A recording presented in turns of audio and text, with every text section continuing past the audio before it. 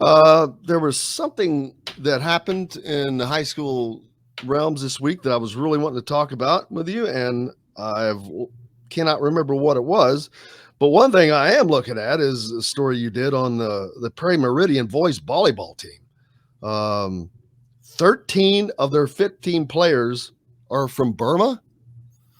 Yeah, well, they're of Burmese descent. They on the south side of Indianapolis, and if you haven't been through there, like the Southport area, or haven't been paying attention, I guess, or whatever, the Burmese refugees have, and it's been over probably the last 20 years, and really the last 10, probably more so.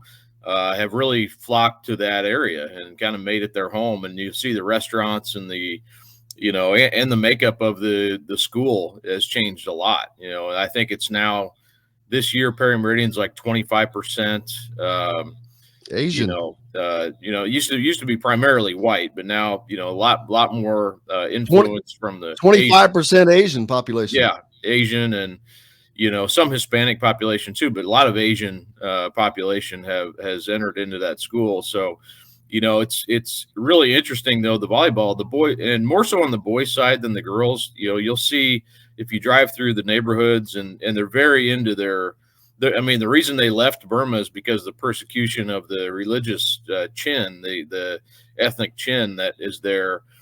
So they have come to America. So they're very into their church. They spend a lot of time at church, and if you drive by the churches and the parks and stuff, a lot of them, soccer was always kind of the big sport in their country, but volleyball's kind of become bigger, and especially on the boys' side, or the men, the older, the adult men, younger adults, playing a lot of volleyball. So this has kind of become part of who they are as a culture. And Perry Meridian now, they have a really good coach who's involved in the club, boys and girls, and he coaches the girls team at Perry Meridian too. But they're really starting to make waves as a really good boys volleyball program, and interesting to watch. I went out and watched them play.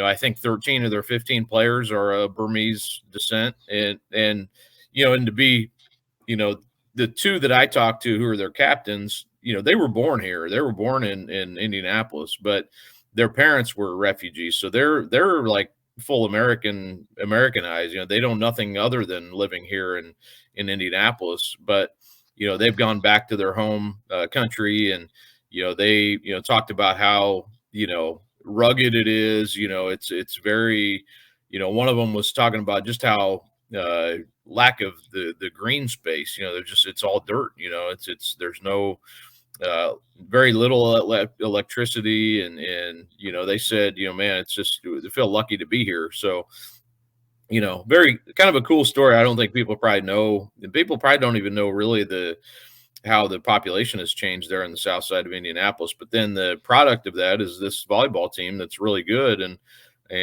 a student population that probably looks a lot different than people realize. So just kind of a neat off the beaten path story a little bit, and they're a really good team too. Roncalli beat them the game I watched, but Roncalli's the number one team in the state, and Perry, I think, is probably 7 or 8.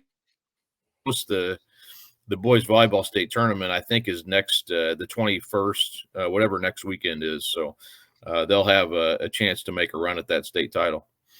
And boys volleyball, one of the two new sports added by IHSA,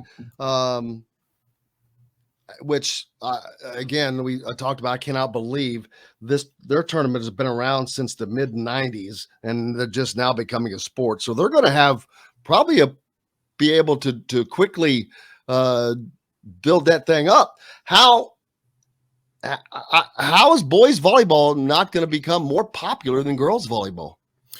Well, it's probably, I think it's yet to be seen. I mean, girls volleyball is so entrenched in our world. It's such a popular sport. I mean, it's one of those things, like, as you talk about boys volleyball, it's interesting to talk to people about it, because a lot of the things you hear are the things you've heard on the girls' side for years. Like, we have to practice late at night. We have to, we know we're low on the totem pole, so we have to kind of just be happy with whatever we can get. Those are kind of the stories you always heard from the from the girls' side, as far as like, we're not getting the recognition, we're not getting the, facilities, we're just going to have to make do with what we have.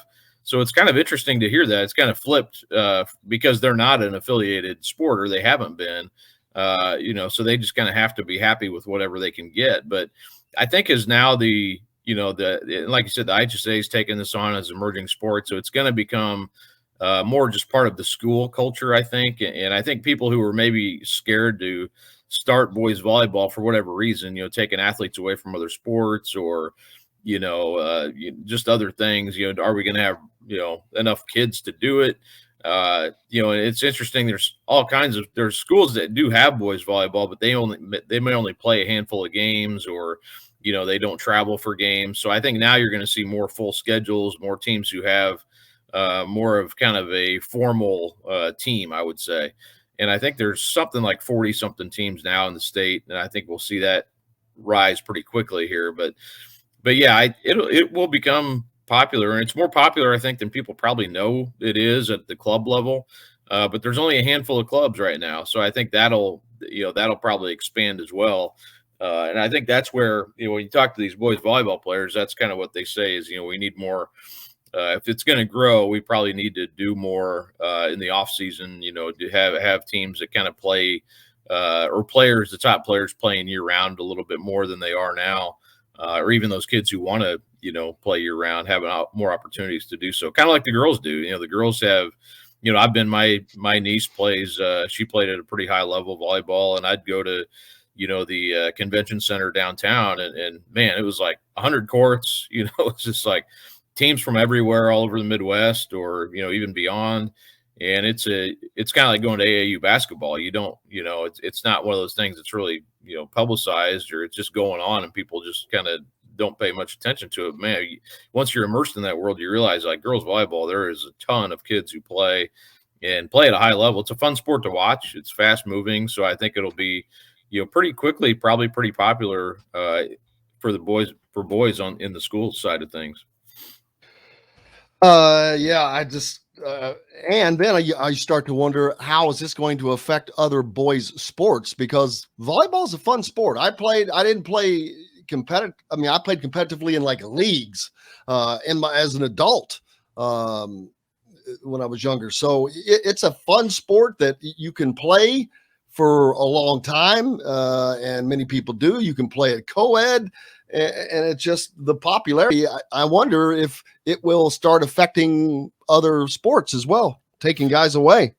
Yeah, being a spring sport, I think that's probably the place to keep it, because, baseball players are generally playing baseball. They a lot of those guys are single sport athletes. So I think that won't really affect baseball much. Track is maybe where you could find some athletes, and track is an area where, it's a no cut sport. So maybe some of those athletes who, maybe aren't as interested in track go over to volleyball. Basketball is the one area where some of these guys who play basketball would be really good volleyball players. And that may be a good avenue for them to, hey, if you're not doing anything in the spring, come play, condition, you can, maybe that's where I'm kind of curious about that too. Like, and I don't know all the ins and outs of how that would conflict, in your summers and your off-season conditioning and everything. I'm sure there's basketball coaches who don't want to hear their best basketball players are playing volleyball and stepping on somebody's foot and rolling their ankle. But